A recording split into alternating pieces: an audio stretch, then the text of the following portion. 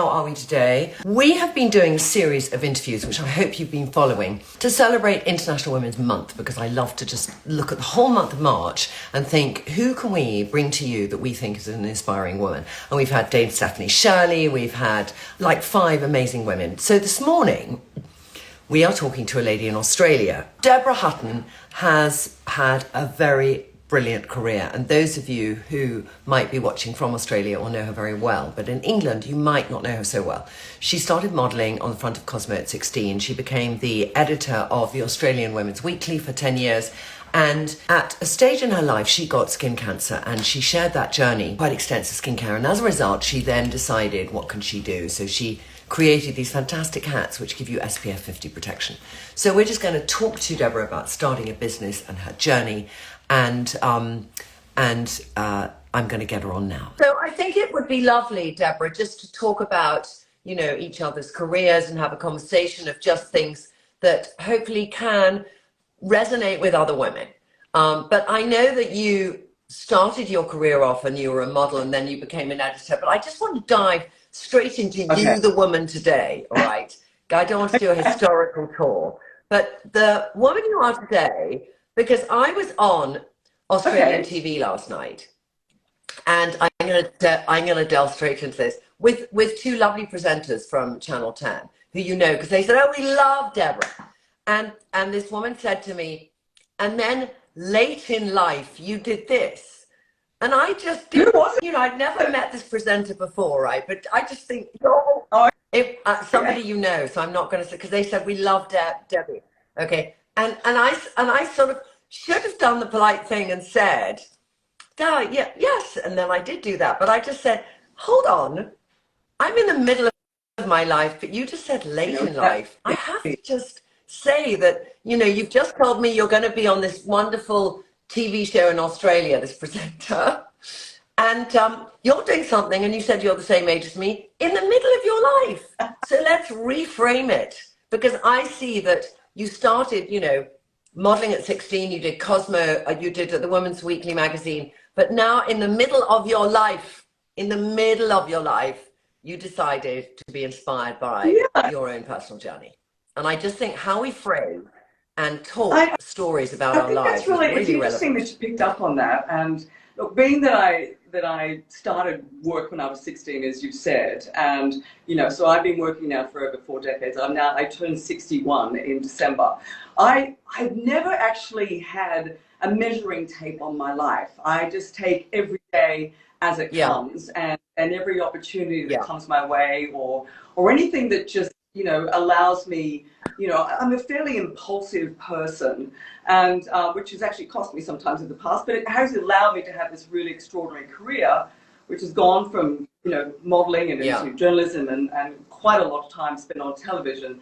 And, you know, I mean, yes, there's definitely a bit of a clock in terms of women being on television. That still exists. But I've been very, very fortunate, and you know, it's not something that I really want to go, okay, well, I've got this much time left in my life. And what's late? I mean, what is late? What's early? I mean, it doesn't make any sense.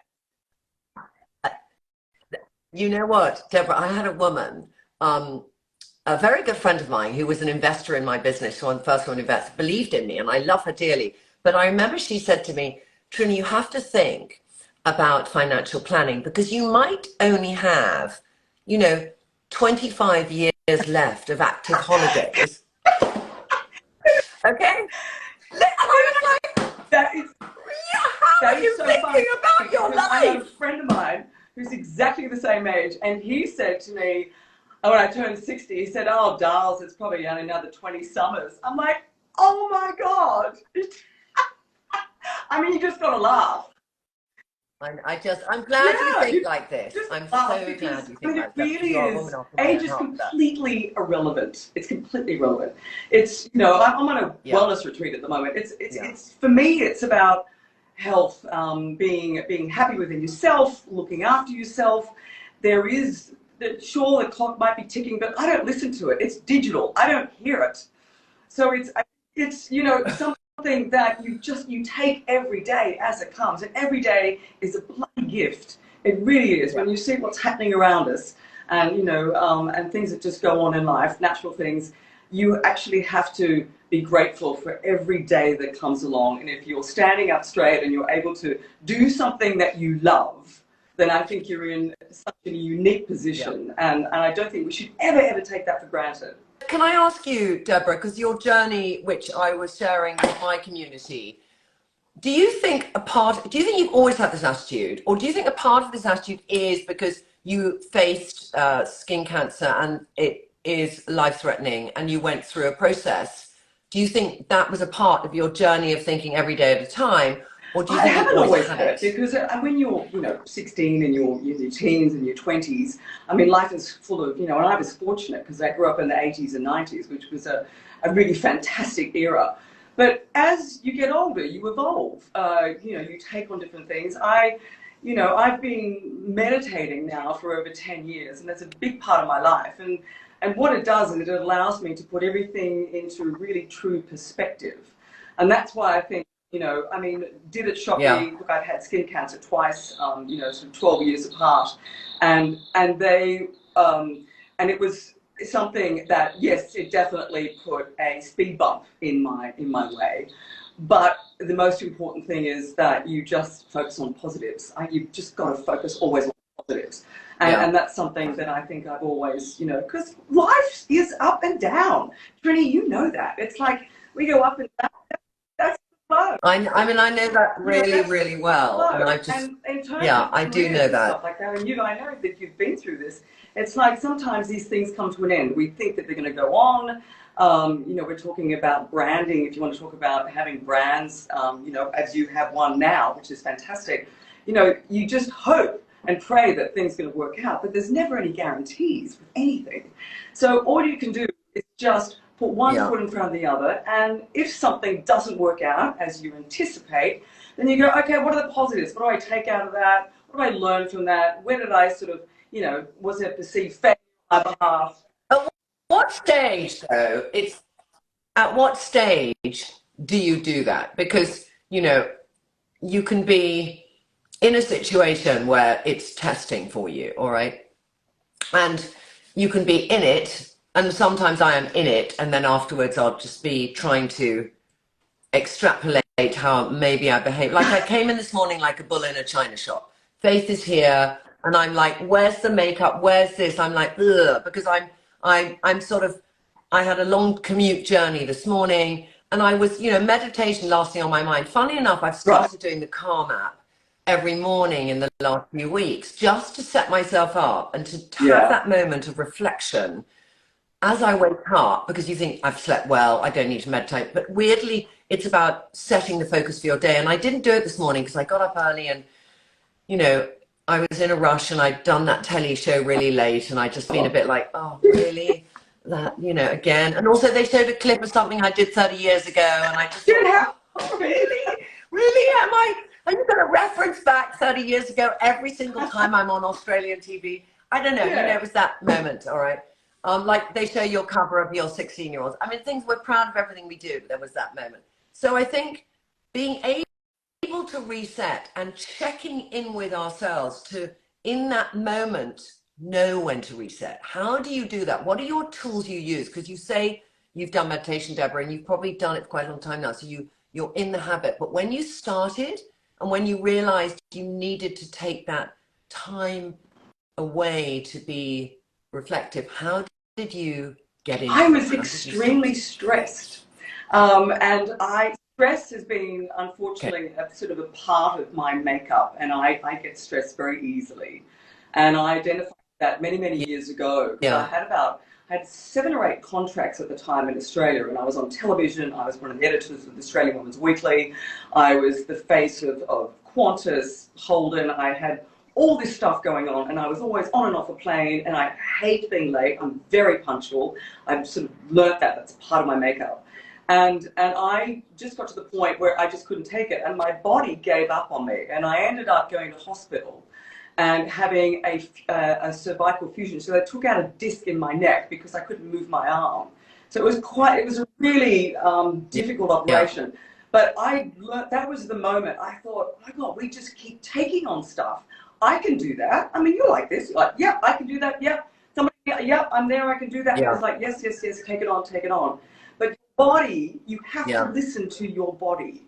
You've got to really understand and be very much Mm. in your body, so you know when you're at a point in time where you are not handling it. And you've got to sort of, and you can only do that by taking Yeah. a breath. And your body's telling you. By checking in Yeah. with yourself. And that was the first thing. And then but I do it still to try and keep the stress levels down. Because, I suppose part of it, Yeah. Trinny, and I think you would be the same. There's a kind of part of us where we want everything to be perfect. And of course, there's no such thing as perfect, right? I know. I know. And yeah, and I'm going through that right now. Very interestingly, I had also C3 and C4, Really? the same as you. Yeah. And I had to, I kept also, they had to, replace them. And I also, like you, my body was telling me stuff, but I didn't want to listen. So I kept going to the doctor, just telling him, oh, do that injection under twilight. I don't want to do the replacement and restructuring. I just don't want to do it. For 2 years, I did that. Yeah. And then, I couldn't move my arm, whatever, but I was just, and he said, you have to do the replacement. You just can't keep having this little backup plan, and it sometimes your body makes you halt, and that does then reset. Yeah. And I think I really identify with that, and I feel it is important. We have to do it every few years. Because here you are in a manic mood, running late, and I have to ask you, because you're always you're amazing on social media, right? And this is your job. I mean, you're building a brand, a fantastic brand. It's global, and you are constantly doing social media. I wonder how you take time out for yourself. How do you actually put that away and go, okay, I just want to be Trinny. I just want to just relax, and I just want to do, and I have no idea, because the schedule you set yourself is extraordinary. I'm going to tell you something. And it's weird I say it here, but I just feel, why not? I think that I love social media because I love the community. All right. I really love the community. And recently I've been going through quite a lot, and I haven't been talking about it on social. And, I feel I haven't been sharing with my best friend. And that might sound really odd, but the intimacy that I have with the people who are a part of this community is one where there's mutual trust. And trust is such an important thing. And we have this trust for each other. And, they share stuff and they identify with things, and I share stuff too. And it's that two-way street.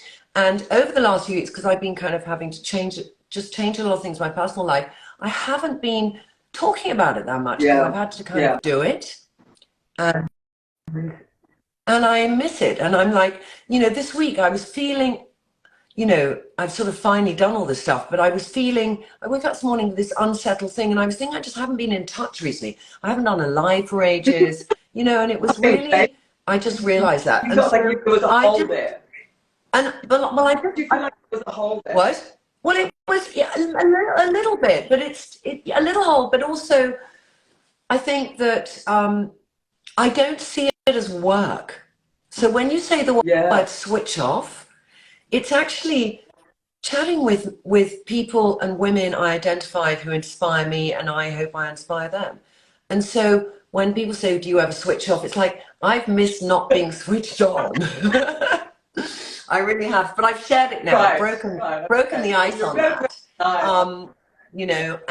And I just, so I do see it like that. It's not, my job is running a business with 220 people in it and being CEO and turning up every day to be CEO. And sometimes there are days I turn up and I'm not fully the CEO I want to be, because I just think, okay, am I doing my best here in that position? Sometimes I think you're not, and I go home and I think, what do we got to change here? And there are other days when I feel I lean into it and I do it well. But I think that's in any job. Don't you feel that it's important to walk away? It's almost like,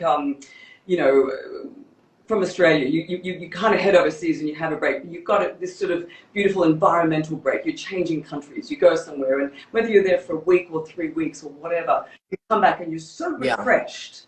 And because you've had a change of environment it's almost like you're washing everything out and you come back and you're refreshed. And I think it's critically important to have a break to just replenish yourself in a way that you come back and you are fresh. And you know the difference between when you're fresh and alive and it's all happening, or when you're just like, I'm going to do it. But unfortunately, and I say unfortunately because I'm not with social media, I'm a bit of it's not quite my era, I do feel a little bit like it's like I'm a Luddite. And so I sort of drag my chain a little bit there. I try and do as best I can.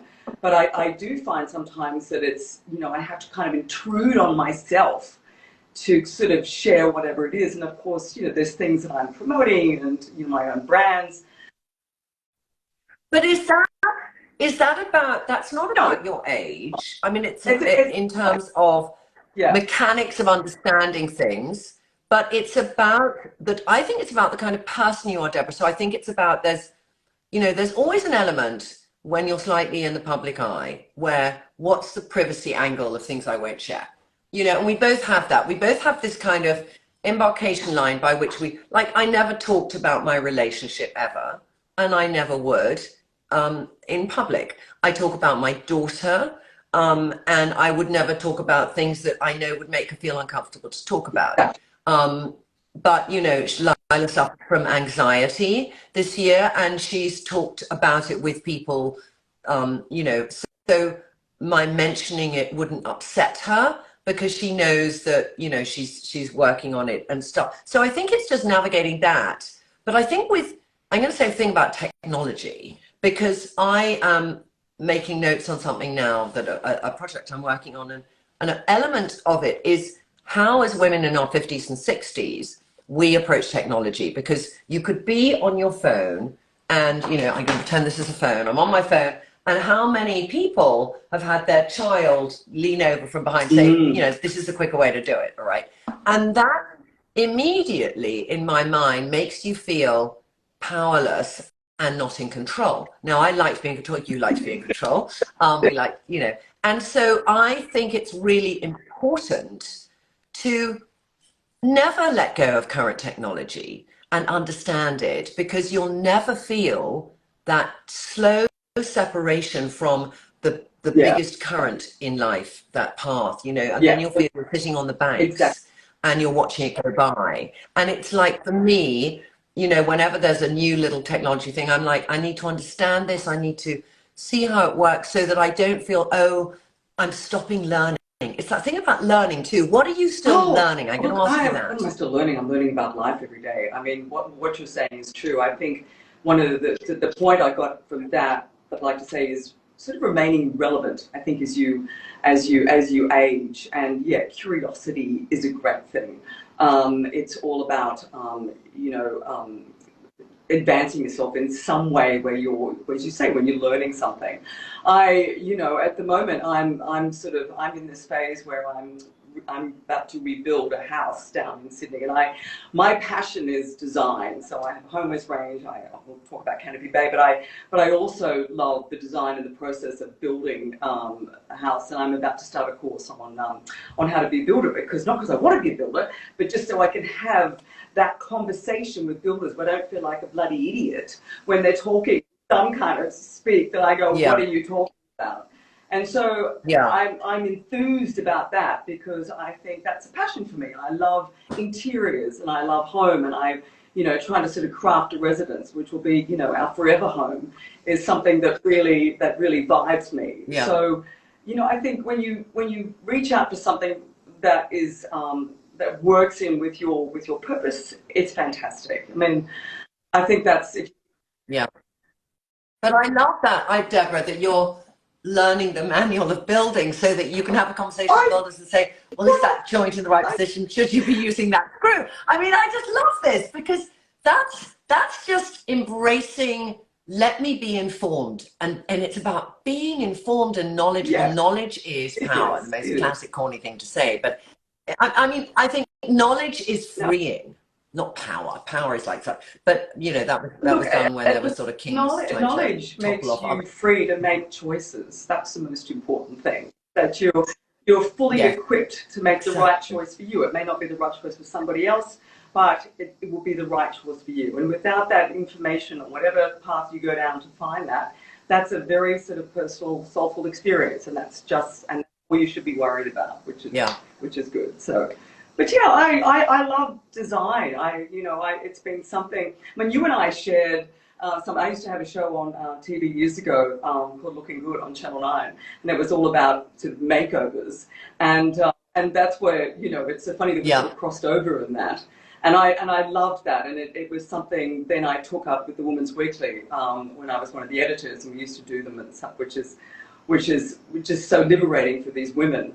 And I think if you're in a position where you can help other people, you can shine a light on someone so they can see themselves or see the beauty within themselves, I think that's a really wonderful Yeah. position to be in. And you're kind of doing that now, with Yeah. Trinny London, it's allowing women to look at themselves. The thing that drives me crazy, and I hope you agree with me with this, is women are so bloody critical of themselves, and I don't know how Yeah. I mean, I do it myself. I honestly, and I stop myself in my tracks when I do it. I've got a very supportive partner who's always sort of reinforcing that. But I don't know why we are so absolutely critical of the way we look, our bodies, whatever. I think I would like to say it's to do with the decade you're born in, but I think there's definitely, teenagers now who have real issues around it.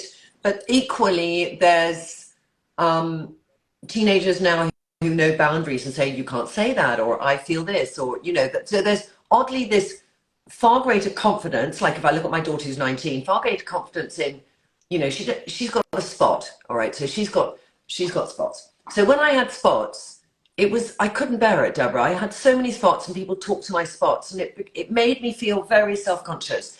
Lila has spots. And so on one hand, I put the memory of my relationship with my spots onto her and I go, Yeah, darling, don't pick, all that kind of. He goes, I don't yeah, care.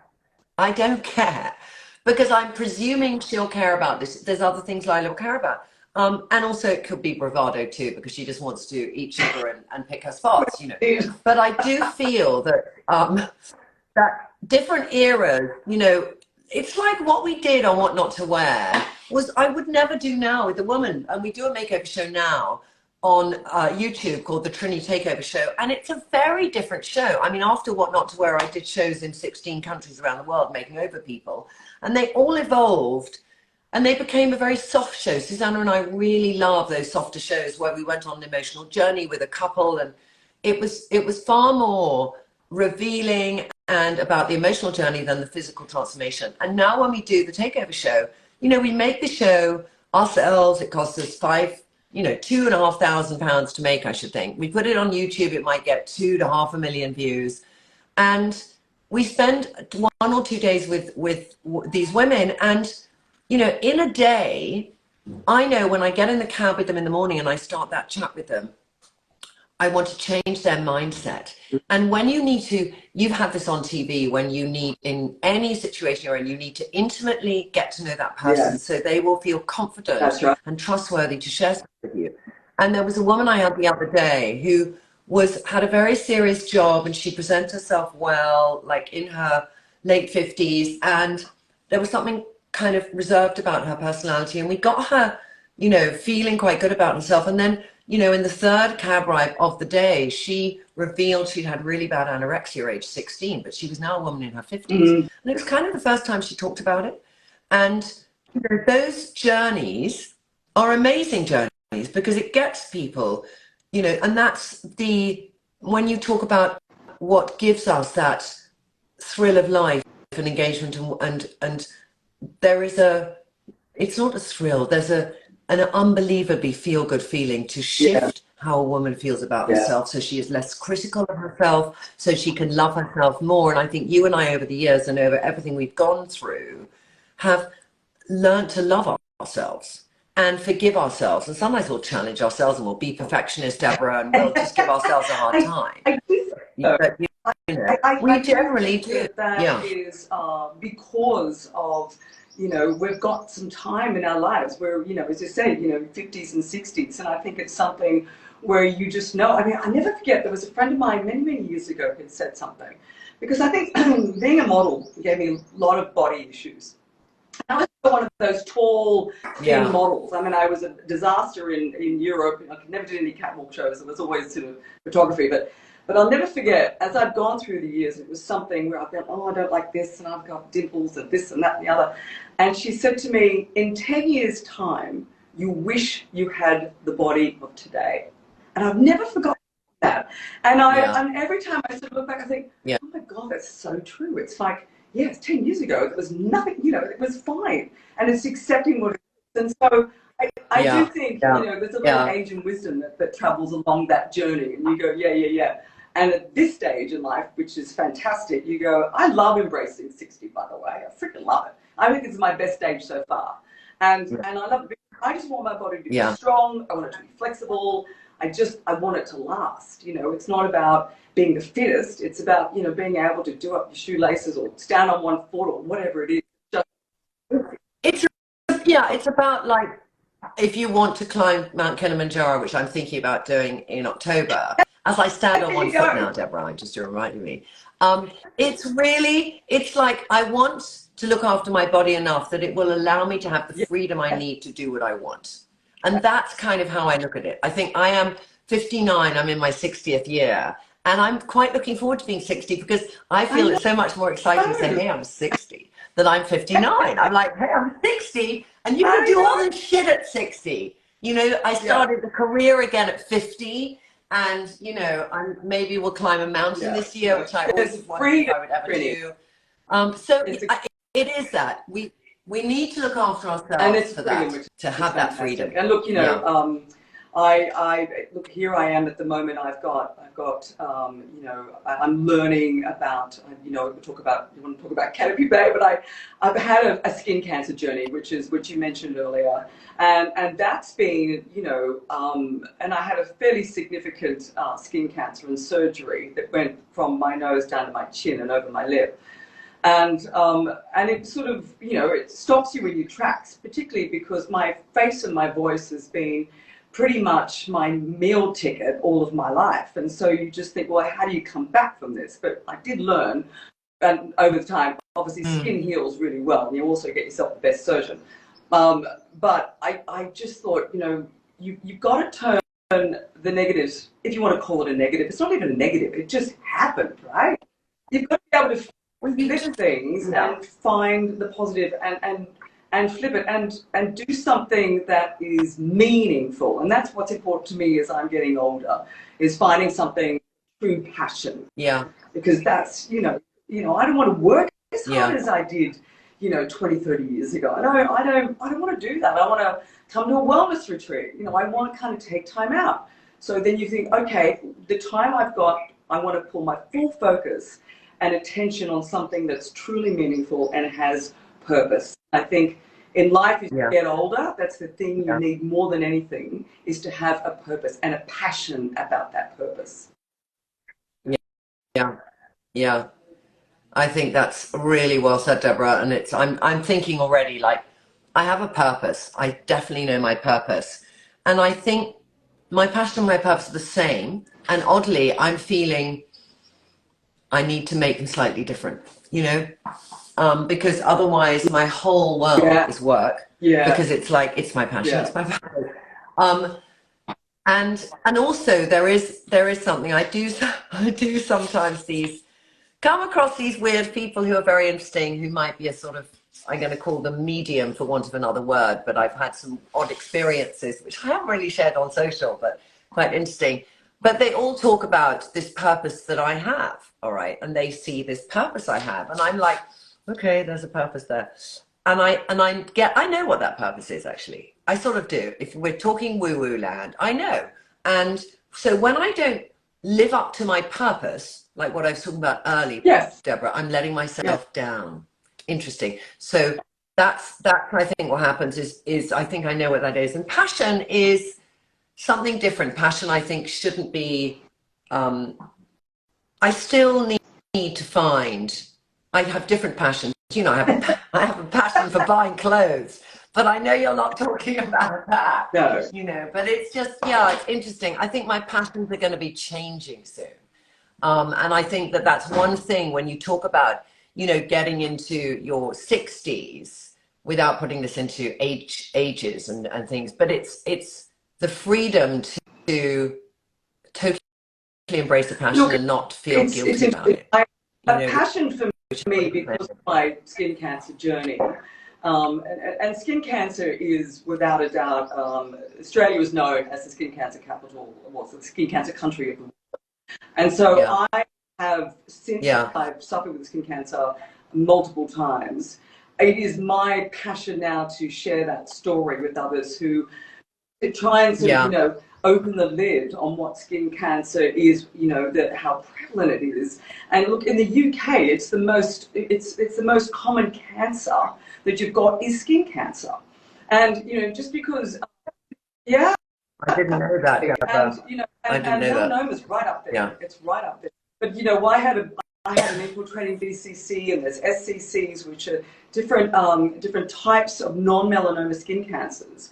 And if they are left undetected, they can enter the bloodstream, and that's not a good thing, because melanoma is the worst. But I think it's really important to, well, for me, my passion is trying to get this message across to people and say, look, obviously, you know, trying to protect yourself is something, but also, you know, getting your skin checked, and that, you know, just because you live in the UK or you live in America, or maybe, you know, you're not out in the sun all the time, it's those little incremental moments in the sun where you're picking kids up from school, or you're doing something, you're standing outside, you're walking the dog, you're on a horse, whatever it is you're doing. Those moments can add up to something in your skin. We're not all the same. So, you know, if you have a lighter pigment and stuff, then that, you know, you just have to, you've got to get your skin checked. That's my biggest message. And so it has turned into such a passion for me, because it's given me, and using my celebrity, for lack of a better word, has given me the opportunity to talk about that and have a platform. And then, you know, from that, I went on to start and I thought, you know, how do you purpose, you know, how do you create with a brand and a business? Also on the back of that, it's like creating the why. Why do people? What can I give to people to help them protect themselves? And I end up finding this particular company that makes this incredible material, which is UPF 50 plus. Now, it's a particular material which is fantastic, but we think of UPF 50 plus as in sunscreen, but most hats you're wearing are letting the sunlight in, and they're not giving you proper protection, so you can end up with melanomas on the head, skin cancer on you know, on your scalp without any problem at all. And so that led me to, and this is the thing about, you know, finding gold at the end of the rainbow, is that was a really traumatic time. I'm learning about skin cancer. I've done quite a few things with it. And then it's like, okay, let's create something. Let's create a beautiful, you know, lifestyle range of hats that will protect you 100%, you know, maximum protection from the sun. And that's where if can I just grab? I mean, I think ideas come best from one's own life experience, and with Trinny London, very similarly, of just wanting a certain thing. But going back to because I love your hats, and when I met you in Sydney, I was trying them on and actually just thought these are fab, stylish sun hats, and then you were telling me about the sun protection factor of them and stuff. And I think that for me, it's, you know, people still need a lot of education. There's one of them on now, fantastic. People still need a lot of education, especially in the UK, because in Australia, in a way, the kind of reminder is above your head 300 days a year shining. In England, it hides behind a cloud, and you think no relevance. And, you know, understanding the difference in UVA and UVB, and very simple definition is UVA is That's right. aging, UVB is burning, but anything that does either is Yeah. going to penetrate your skin and damage it. And so just, you know, the journey here is to get women to understand that we might live in a predominantly cloudier climate, but No, it does no, not that's reduce exactly the right. And chance, I mean, you know, of the fact that it's a cloudy day, through a window, you can in get the sun car, damage. I mean, Yeah, I did a yeah, special investigative journalism special for one of the channels down here, Channel 7, and I interviewed this truck driver who had half of his face taken away. And it was the most invasive reconstruction to actually remove cancer that had kind of taken over his face.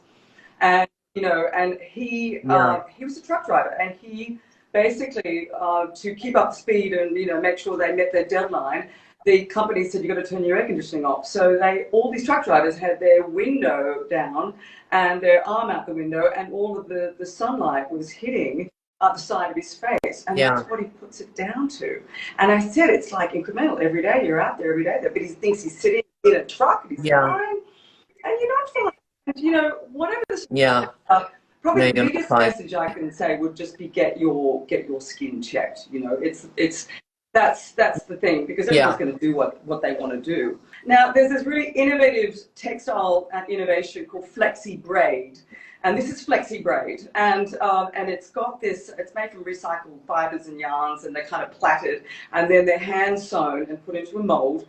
But the thing is, they're travel friendly, so you can actually pop them down like that. So I take 2 or 3 hats away when I go overseas. Um, that's so they're good. Love washable. that. Yeah. I can go into. I mean, I fell off a canoe once, and the whole thing was drenched. And I came up, and it just looked like that, which was fantastic. But they've got this insert which allows you to actually fit perfectly to your head, and in high winds it stays on, and you can wash it Yeah. because I wear a UPF 50 plus a sunscreen, so it always gets a bit on the insert. So I just wash that with a bit of soap and water. Do you sell them? Yes, Do you sell them yeah, we internationally? definitely would love to open in the UK. We want to expand there, but they're Where are they manufactured in manufactured? Australia. It takes me 2 hours to drive there from home in a little place called West Gosford.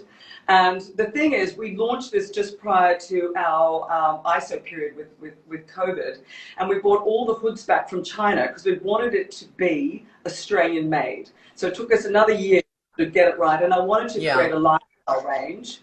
So, because I wanted it to mirror my life in a way. I mean, I play golf, you know, I still, you know, I walk, I go to the beach, you go and have lunch with your girlfriends, you go to the races. So I wanted to create a range of hats that kind of answered all of the lifestyle questions. And all of them are UPF 50 plus. And then you see, so that's Flexi Braid. And then this is Madagascan raffia. But again, the way the weave is happening, how tight it is, it also gives you that UPF 50 plus protection. And again, Can I ask you, Deborah? You keep saying the UVF 50 plus protection. If I wasn't wearing SPF on my face and I wore that hat, that's not well, enough, no, is because it? I think it's everything. I mean, look, it will definitely protect, right? It'll protect the Yeah. head, it'll I mean, protect the ears.